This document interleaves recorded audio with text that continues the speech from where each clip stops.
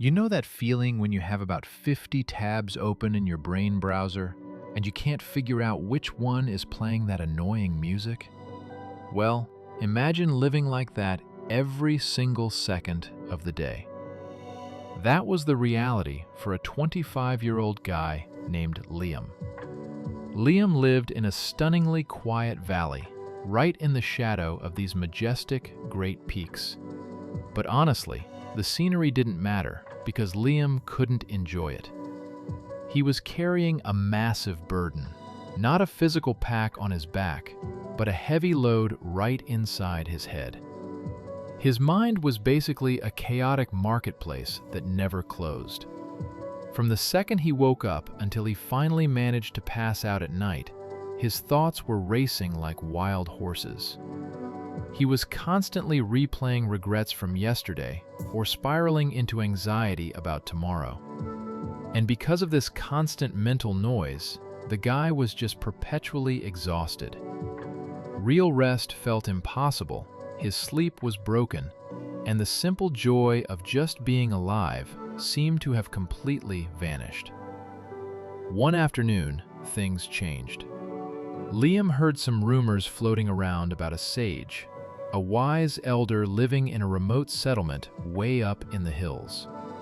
The locals said this wasn't just some hermit. He used to be a renowned scholar in the capital, a man who had mastered the intricacies of the human psyche. Apparently, he had left the noise of high society behind to live a simple existence in harmony with nature. A spark of hope finally ignited in Liam's chest. He thought, okay, maybe this is it. Perhaps he holds the key to silencing this storm inside me. So, Liam committed. After a long, grueling trek up those winding mountain paths, he finally arrived at the settlement. He found a humble stone cottage, beautifully draped in vines. And there, on the terrace, sat the old scholar.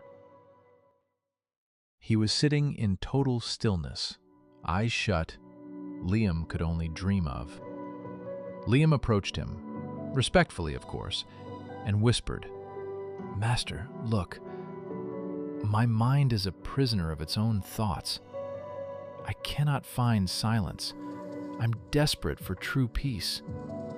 Can you show me the way?" The old man opened his eyes.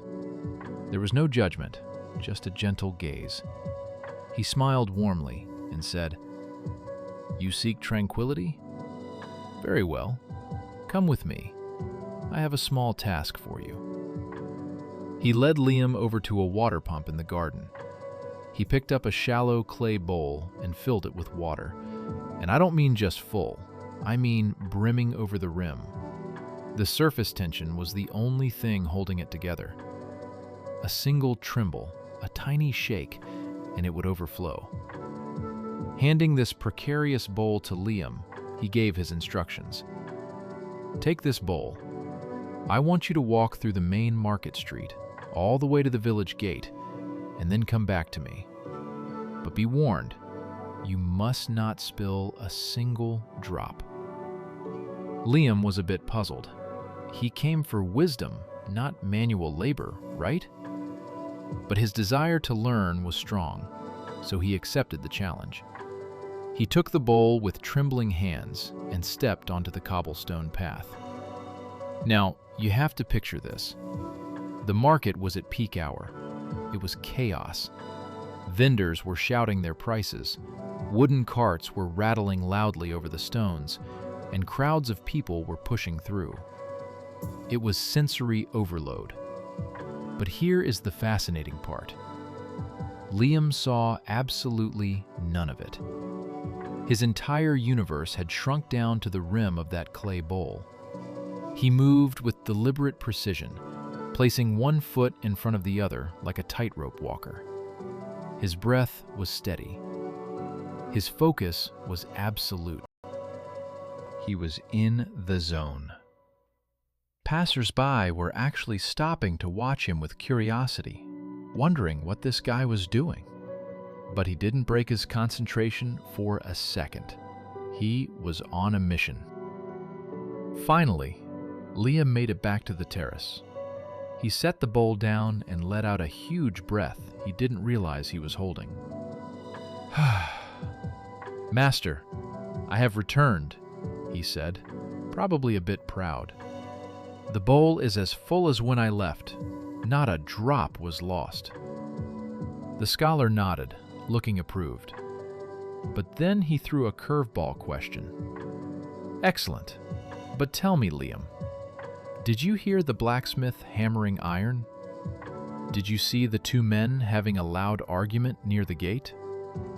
Liam blinked, totally confused. "No, master. I heard nothing. I saw nothing. My eyes were locked only on the water." The old man's smile widened. "That," he said softly, "is the answer you traveled so far to find." He leaned in closer. "The peace you seek? It was with you just now." When your mind is anchored entirely in the present moment, there is simply no room for the ghosts of the past or the fears of the future. You were focused only on the water, and in that focus, the noise of the world disappeared. You were not anxious. You were simply here. And slowly, the weight lifted from Liam's shoulders. It clicked. He understood. Peace isn't some destination you travel to, and it's not a gift someone else can hand you. Peace is the natural state of a mind that stops wandering and starts living in the now. Liam bowed deeply. "I understand now," he said. "To calm the storm, I must anchor myself in this moment. That is where the silence lives." As the sun began to dip below the horizon, painting the sky in those incredible shades of gold and violet, and the evening birds began their song, Liam began his descent back home. But he wasn't the same frantic young man who had climbed the mountain that morning. He carried a newfound stillness within him, armed with the knowledge of how to quiet his mind. So here is the takeaway for us. If this story brought you some value, or if you needed a reminder to put down your mental baggage, please hit that like button and share this with someone who might need a moment of peace. And don't forget to subscribe to our channel for more stories of wisdom and growth. Thank you for watching. Until next time, stay present and stay calm.